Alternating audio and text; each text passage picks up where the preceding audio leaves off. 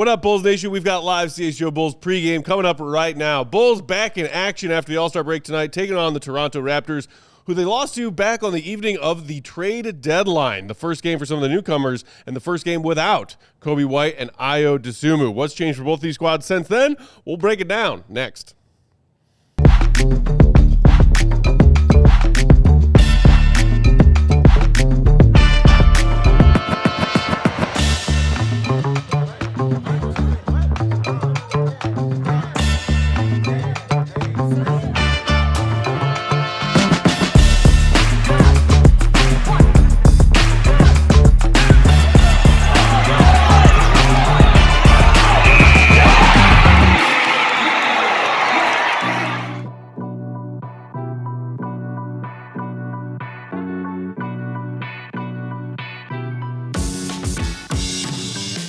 What's going on, Bulls Nation? Welcome in to CHGO Bulls pregame, coming to you live from our CHGO Xfinity Loft here in downtown Chicago. CHGO Bulls pregame is presented by Bet365. Download the Bet365 app with code CHGO365 when you sign up. Whatever the moment, it's never ordinary at Bet365. Stay tuned to the end of pregame for our pregame picks. What's going on, Bulls Nation? Thanks for being here. Hit that like button if you're hanging out with us on YouTube. I'm Peck, Bulls_Peck. That is Big Dave. Bam! Bam! Bam! BNWL Sports, our guy king of the controls, the one and only Joey C. What up, Joey? Gotta tell you guys, feels good. Basketball's back. We're back, baby. Basketball's back. Feels good. We are back. It's a good thing. Our guy, Will Go Gottlieb, at the UC, back on his grind. Follow him, Will_Gottlieb, for his in-game updates. We will talk to him during tonight's post-game show. Yes. Dave. Yes. Game 56. Yes. Final third of the season, if you will. Keep going. Starts now. Come on. And the Bulls got some of their horses back tonight after, I think, being overly cautious and careful with some of these soft tissue injuries from some of their key players. Josh Giddey, Trey Jones, and Jalen Smith. Giddey and Jones both dealing with hamstrings. We haven't seen them in a while. They both sat the handful of games leading up to the All-Star break, as did Jalen Smith, who's dealing with a calf. All three, as we learned after yesterday's practice, was likely going to be the case. Yes. Available to play tonight. We thought it was going to happen, and here it is, right in our faces. Yeah, I expected them to play. I thought they would play. They're going to be out there. Look, you're going to see these guys at least for the first few parts to start this second half of the season. So it's not a surprise. Like I said, I wanted to see these guys out there. I wanted them to get them some run at least and find out, what it looks like. You have to find out at some point in time what this looks like, man, because some of these guys are going to be here for the long haul. By long haul, I mean at least 3 more years. So you got to find out what it is, and we're going to see starting tonight against the Toronto Raptors. A team that we first met back on February 5th, and Bulls lost, I think it was 123-107. The Bulls kept it close. I think they made a big run midway through the third to tie the game, and then the Raptors pretty much took care of business after that. Again, it was their first game for Anfernee Simons and Jaden Ivey after arriving via trade. Yabusele was also here and came off the bench. He had a double-double off the bench, 15 and 11. He did. But there was no Collin Sexton yet. There was no Nick Richards yet in that game.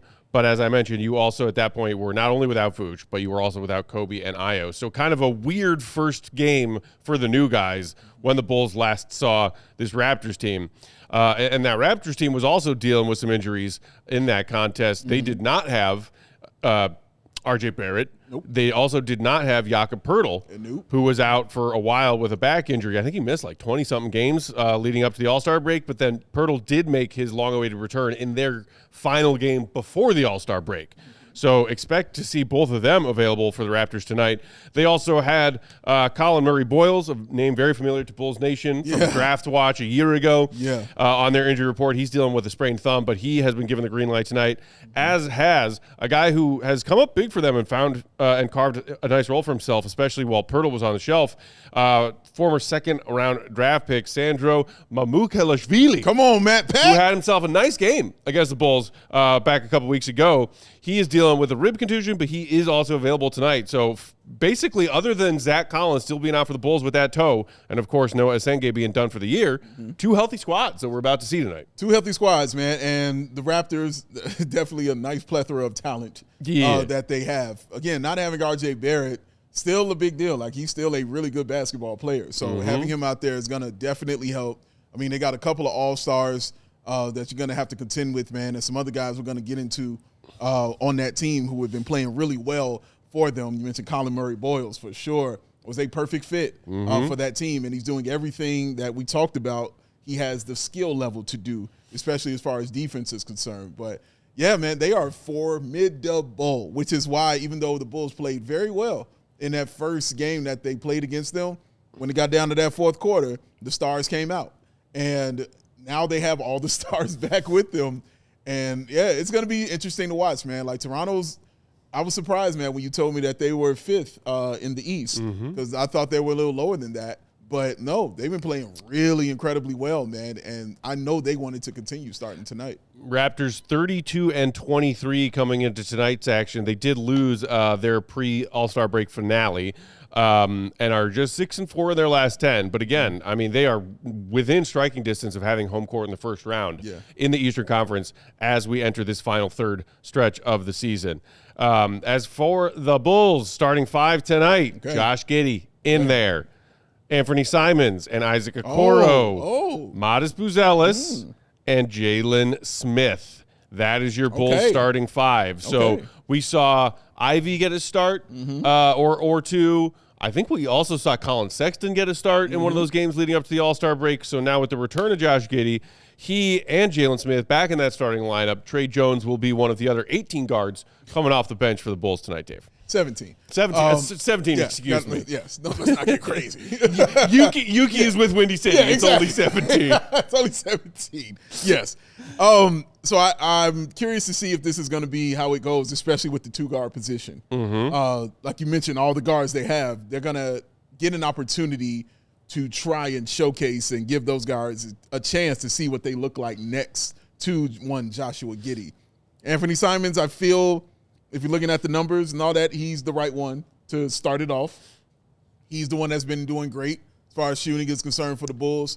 He was a Bulls leading scorer in his first game as a Bull. Boom. 6 of 13 from downtown in that one. He has been the one for them. And since he got here, it's been that. If you remember that Raptors game, he had a great game.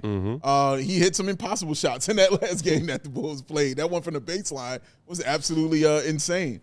So, yeah, you want to see, because as much as I believe that he won't be here, they still want to see what it looks like so they can entertain the idea of him maybe being here. Because if it looks right, then you entertain the idea. And so, again, this is the good and bad of why it is to have, these certain players on your team. Because, we won't get into why it shouldn't be, but this is what it is. And, yeah, you're going to get that opportunity to see. So the Bulls want to look and see if he fits with a Josh Giddey. And it's good to have him back at the position that he is more comfortable at, more natural for, which is the two-guard position. He's not a point guard. You can call him a combo guard all you want. That dude's not a point guard, man. He wants to shoot the basketball and create his own shots and shoot the rock. So he's going to get the opportunity to do that. We'll see if him and Giddey have got a little chemistry there. We shall see. As for the Raptors tonight, they're starting five.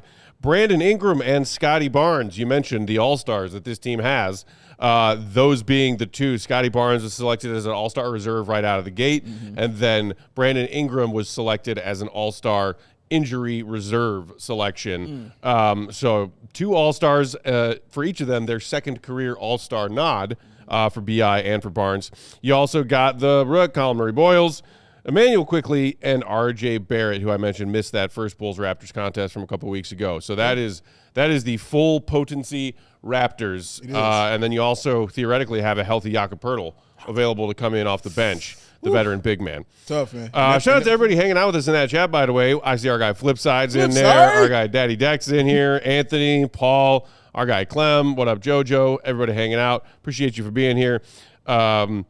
French Bulls fans saying, can we please not have Collin Sexton taking more shots than Modest tonight? Please. Sorry. I would like that. I mean, I'm not very confident in that. At all, my friend. And the Raptors are playing to win, too. I think I want to mention that as well. Hey, so are the Bulls. Playing to win. There's no tanking going on here, I'm not saying they're not. I'm saying you're going to get the best out of the Raptors is what I'm saying in this game because they are playing to win. There will be teams in the second half of this year who aren't playing as hard to win a game like I think the Toronto Raptors will be tonight. Indeed. So, we'll see how Billy handles – or no. So, we got Wes Unseld Jr. at the helm tonight. Billy Donovan still on family leave as his father, Billy Donovan Sr., passed away recently. Shout out to the Donovan family. Yes. But so we'll see how Unseld Jr. handles this guard rotation tonight. You're starting Simons and Giddey. You got Trey Jones back and available to you. But, again, also, it is – of course, you're assuming we're going to see some Sexton because the Bulls are going to try and win this game too. They think he can help them win. But the other two, and we were talking about it on yesterday's show, that I think are more fascinating for most Bulls fans right now because of the circumstances of what this team is trying to build are Ivey and Dillingham. Yes. Ivey on a restricted free agent situation heading into this offseason.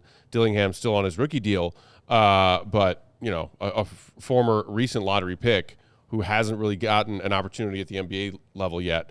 So are we going to see at any point in tonight's game either of those two sharing the floor with Josh Giddey as opposed to Simons and or Sexton? I would hope so. That is absolutely the question. In my gut, I feel like I'm going to see more Ivey than Dillingham because that position is one that isn't solidified. Yeah. And that's the two. And is it going to be Ivey? Like I said, Simons, like I said, Sexton, all those guys can play the two. And so I feel like they'll be getting more of a rotation on that one.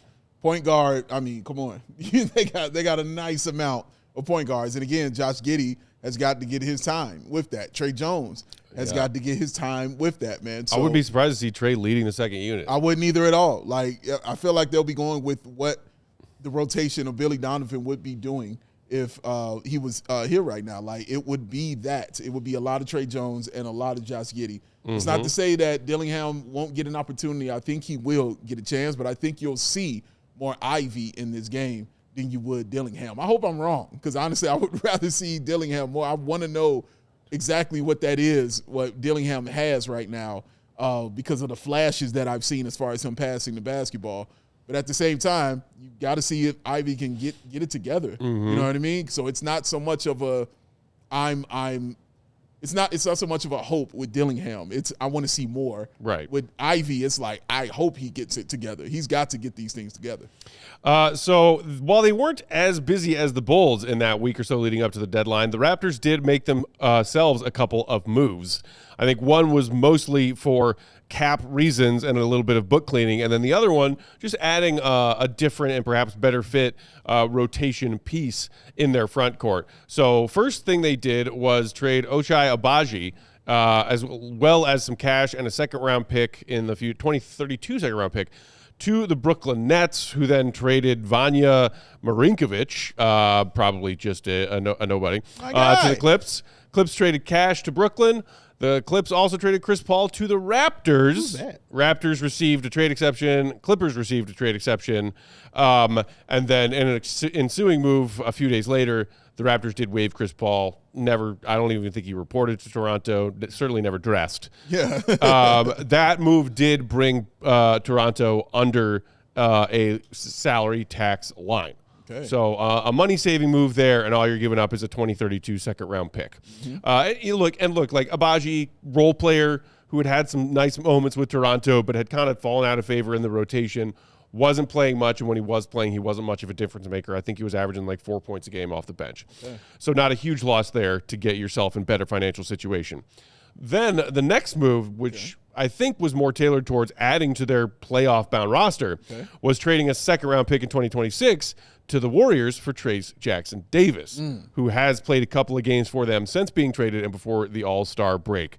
Warriors get a trade exception out of it, as well as a 2026 second-round pick via the Los Angeles Lakers. Okay. So a couple of moves there for Toronto, but as far as the main core of their rotation, it will look much like what they have been cooking up for the first 2/3 of the season. Yeah, it feels like, they got the haircut already, and those moves right there were just, trimming up the ears, and the neck, cleaning you up. You know what I mean? You just trim the sideburns back a little bit. Just the burns a little bit, you know what I mean? Just hit that, touch it a little bit, and move forward. It just feels like some nice cleanup moves. Nothing that really makes or breaks or hurts, but adds a little bit to your team, getting a little more depth, you know what I'm saying, with that. Things to look at as you go forward, as you make a playoff push, actually moving forward that way. So, yeah, just some cool moves and nice moves. I feel like they did all their work as far as their draft and their trades they have done for the past couple years, in building what they have, getting Ingram. Well, I was going to say, trading for an, at the time, injured Ingram last season. And they understood, thank you, have a seat. You know what I mean? And, getting even the trade for R.J. Barrett, getting him in here. But like you mentioned, drafting Colin Murray-Boyles and bringing him in. So, yeah, their work had already kind of been done, as you mentioned. The development of Barnes. Yes. The excellent role player that Immanuel Quickley has become. Right. Their core is what it is, as you stated, man. So, yeah, good team. Very good team. Ingram, of course, along with Barnes, 2 All-Stars, as I mentioned. Ingram dropped 33 on the Bulls in that game a couple weeks ago. And just a nonchalant 33. It was filthy. He shot above 50% from the field. He was also 5 of 9 from downtown in that game. Yeah, he made it look easy. He did. And then, as I mentioned, the Bulls kept that game close. And then BI just was like, "Oh, we need some buckets to put them away." Right. Here you go. Thank you very much. But Dave, I know that you had a keen eye on what Immanuel Quickley has been doing, not just for this whole season, but in this recent stretch of games for Toronto before the All-Star break. Yeah. Well, to start the season, he didn't have a great first half of the season. He got off to a pretty slow start. But in January, he just really exploded. He was the Eastern Conference Player of the Week, January 19th through the 25th. 25 a game, 6 rebounds, 6 assists, 2 steals in 33 minutes. I remember that 40-point game he had against the Warriors. It was like one of the most efficient 40-point games in the history of the NBA. Man, listen to the splits he was shooting, Matt. 61, 61, 95. That's what he was doing for that week. That's made up. That's what he did for that week. He was out of his mind.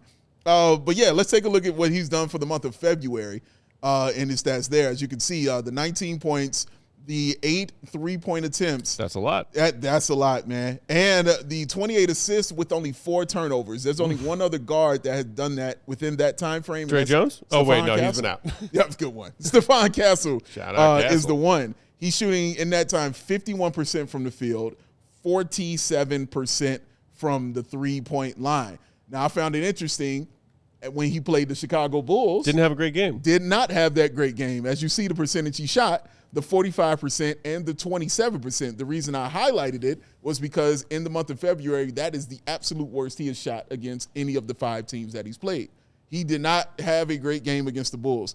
And he did that again on 11 of 3-point attempts against the Bulls. 3 of 11. Yeah. Now, he was 6 of 9, shooting 2-point shots. Yeah. And he did end up with 23, 24 points. So he was able to score, but his 3-point shot was not falling, which lets you know what it could have been for him in that game. So for me, he is one to absolutely watch in this game because as he showed, he was cooking all the way up until that point in that Bulls game. And even after that game, the last 2 games he played, he went back to cooking some more. Right. All right? So it did not stop for him. It just took a little rest at that stop sign, and then he kept on going through. So I'm really interested to see how he's going to play tonight against the Bulls because, as I mentioned with these numbers, man, since January kind of has begun, reminds you of Coby White when he would get, going in January. Right. And when that January started for that young man, he found his way, and he has absolutely been cooking for the Raptors. Niles reading the chat saying Immanuel Quickley is a bucket. Yeah, man. Yes, he is. And quick answer to a quick question, Anthony, wondering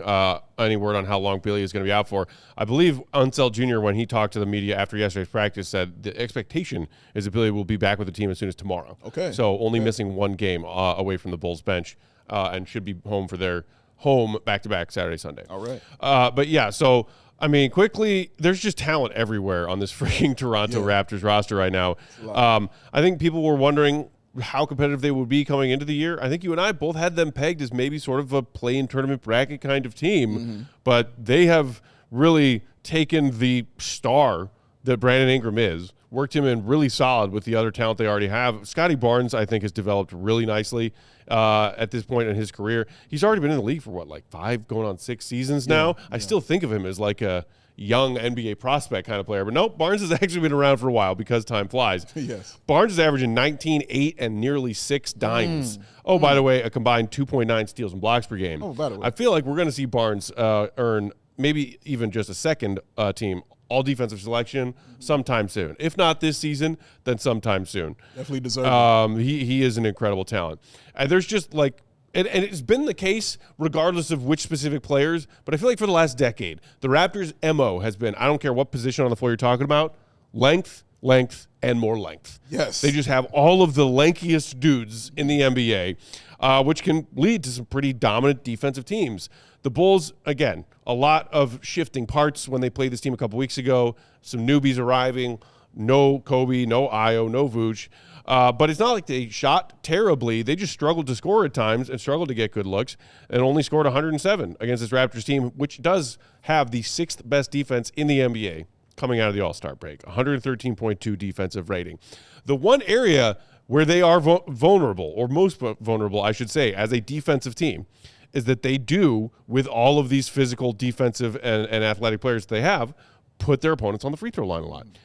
They are 27th in the NBA, allowing a .227 ratio of opponents' free throw attempts to field goal attempts. So how is it that the Bulls only took 8 free throws in their loss to this team 2 weeks ago? How is it, Matt Peck? Well, Josh Giddey was not out there on the floor. Coby White was not out there on the floor. True. And perhaps none of the new guards that did play, being Simons and Ivey, were feeling altogether confident to attack the basket. I can't immediately recall, but I think Modest was like 4 of 4 from the free throw line that night. That sounds but right. I mean, like 8 free throw attempts as a team against the team that gives up the 3rd most free throw per field goal to their opponents in the league. Yeah. I wonder if they can do a better job in that department tonight, because it, again, is a vulnerable spot of a otherwise very strong defensive team. I mean, I think they will, and it'll start with Josh Giddey being the one to get into the lane, putting his head down, trying to get to the bucket. It should start with Modest Zealous, but I digress. Josh Giddey is definitely the one who is going to get in there and get to the bucket. So, yeah, and I think that will change that way. But what's funny, Matt, is the way the Bulls, they still might end up with just maybe 10, 11 attempts at the free throw line. Just 8 of them will go to Josh Giddey, for the way that they played. This new team, this new iteration of the Bulls right now doesn't have that inside presence. It's all a lot of three-point shooting going on right now, a lot of transition buckets. So they're not going to be, having that kind of thing happen. Also, I will say, what I remember from that game for sure is the referee swallowed that whistle for basically the whole game. They were not calling a lot of fouls out there. They were just letting things go. Bulls took 8 free throws. Raptors only took 13. Exactly. You feel me? So, yeah, I remember that part. Like, the rest was like, nah, we want to go home. Like, we don't want to be here right now. So that might change tonight. You might see the whistle blown a little more often, for both sides. But having Josh Giddey out there is absolutely going to help the Bulls' chances to get more free throw attempts in this game. And a quick fact check on that. Modest was 2 of 2 at the free throw line in that game against Toronto on February 5th. Isaac Okoro, 4 of 4. Jalen Smith split a pair. End of free throws for Bulls that night.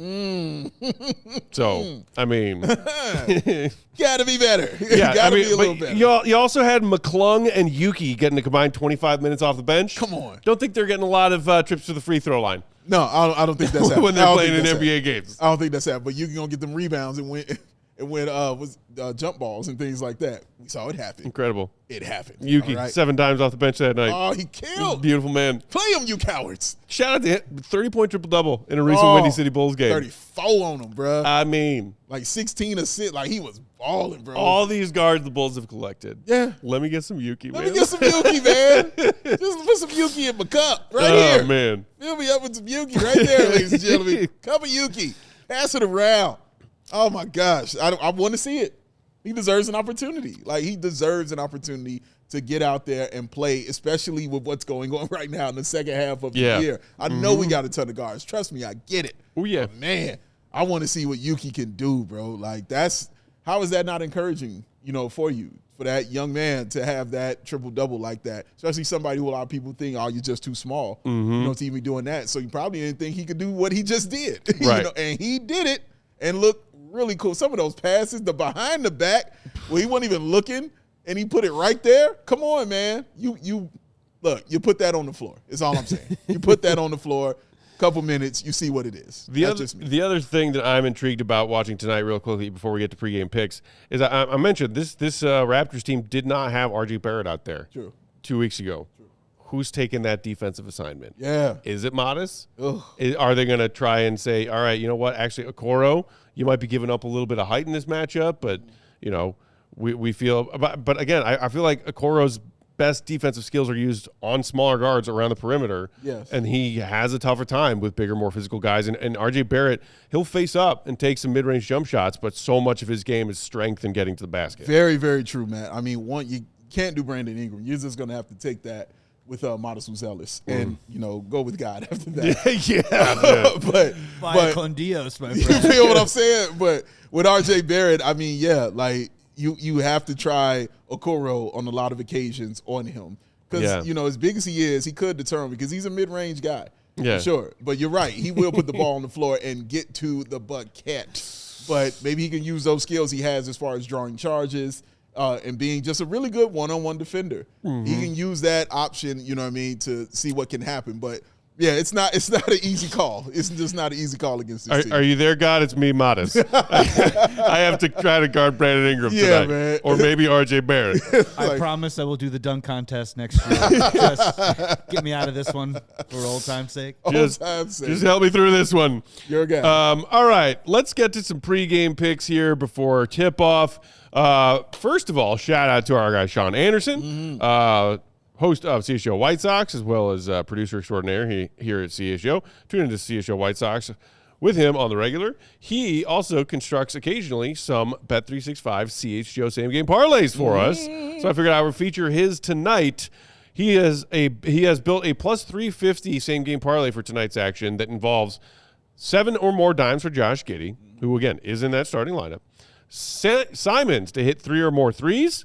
He made 6 in Bulls Raptors Part 1, his first game as a Chicago Bull. So that seems very doable. And then for both teams to score at least 100 or more, or 110 or more points. Bulls fell 3 shy of that in their recent meeting. But, you know, I think still a doable mark now that this team and some of its new players have had a bit more time to gel. The line is currently 233.5. 233.5? Not bad. There you go. And also, again, the Bulls got some more of their healthy, more veteran guys back on this team, guys who were playing for the squad before all of the trade deadline chaos. So I think the Bulls, if they shoot well tonight, can reach that 110 mark despite this strong Raptors defense we've discussed. Yeah. And then I picked just a couple of different modest picks, singular bets. 15 or more points is getting you plus 100. I'll take that every day and twice on Sunday. All right. And Modest Uzelis, 7 or more boards at plus 182 odds. He has 8 rebounds in 2 of his last 3 before the All-Star break. Okay. And now you might think, Josh Giddey back in the lineup. Josh Giddey's going to be crashing the defensive boards all night like he has want to do. That's fine. But I feel like Modest, in not just that, you know, hey, he got 8 boards in 2 of his last 3. I feel like there was a larger stretch in January where Modest took it upon himself to be more active on the glass. Yeah. And I would like to see that trend continue. Yeah, you're 100% right. He has been more physical on the glass and making his presence felt more on that end. So in addition to the 2 or 3 blocks that he has been picking up consistently, getting the rebounds with it is huge. Honestly, it's a huge thing for him, man, because once you get the ball, it's yours. You can go do it what you want, man. Go to the bucket and try to score. And nobody else is going to do it right now on this team. The Vooch and rebounds are gone now, man. Who's going to be the one? Well, Josh Giddey is absolutely going to be in there trying to get rebounds. It's time for you to join that young man from Australia and trying to get some rebounds. And Modest Uzelis realized it and has definitely done it. Let's see if he continues it tonight because, like I said, somebody will be there that will be inside fighting for boards. That's Giddey. I don't want him to say, oh, well, you know, he's got it. I'll see what I can help. No, man. Keep that mentality where it is, sir. Attack, and attack again. Please. And not only attack the boards, but how about attack offensively? I wouldn't mind that. I wouldn't hate it. Modest's stretch of games leading into the All-Star break, dating back to their loss to the Bucks on February 3rd, 22, 18, 21, 18, 15. I don't hate that. I don't hate it at all, sir. I would like to see more of that. All of it. Perhaps in the 20-plus category. But again, for tonight's pregame picks, just plus money to get 15 or more. His shots in those games also, by the way, 16, 11, 13, 15, 13. I would like at least a dozen. Yes. Like every night. Every night. From now until April 12th in their 82nd game of the year. At least a dozen shots for Modest every night. I don't care who takes how many shots around that on this team. Yes. But if Modest ain't getting a dozen shots a night up for this final third of this season, given all of the circumstances of where this team is and what they're doing, that's a real problem. Yeah, in my opinion. A problem. Yeah. Especially if Sexton's taking 15. Please no. For the For the love of all things holy. Don't let him do this. He's getting some free throws tonight. Over 4.5 free throw attempts for Collin Sexton. Over 4.5. You heard it, y'all. Joey C. Why is he? C is for crap. Why is he still here? I don't get it. Well, let's go watch him and see why he's still here, ladies and gents. Don't ask AK that trade deadline day press conference about buyouts. It was no. Okay. Stage. We've got 17 guards. Stage. We'll see how Unseld handles that rotation tonight, getting 3 players back and available with Giddey, Trey, and Jalen. Welcome back to them. Welcome back. You got some new teammates to run with tonight. We'll see what happens. We will be here for live postgame immediately following Bulls versus Raptors part 2. Thanks for tuning in to pregame. Appreciate the chat. Appreciate the likes. Hit the like button on your way out if you haven't done it yet. It is free. Yes, it is. And it's waiting there, right there for you. For Big Dave and our guy Josie on the controls, Peck saying we'll talk to you soon. Follow the GOAT, Will_Gottlieb. Peace. Love y'all. We all silly like the mayor.